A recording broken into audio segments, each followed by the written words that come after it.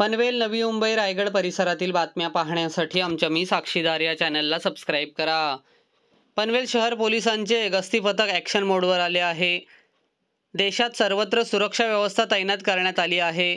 महाराष्ट्र आणि मुंबई नेहमीच दहशतवाद्यांच्या हिटलिस्टवर असते. त्या अनुषंगाने महाराष्ट्रात सुरक्षा वाढवण्यात आली आहे. नवी मुंबई पोलिसांतर्फेही सर्वत्र गस्ती पथक तैनात असून विविध ठिकाणी नाकाबंदी केली जात आहे.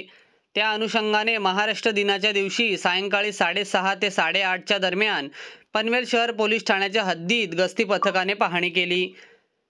पनवेल शहर पोलीस ठाणे, महानगरपालिका, मुसलमान नाका, कोळीवाडा, उरण नाका, Wadghar, Sukham hospital, Karanjade sector 4-5, Gavliwada, Chinchpada sector 1-2, Chinchpada bridge, JNPT road मार्गे कर्नाळा स्पोर्ट्स अकॅडमीकडून साईनगर आणि पुन्हा पनवेल शहर पोलीस ठाणे अशी पायी गस्त घालण्यात आली.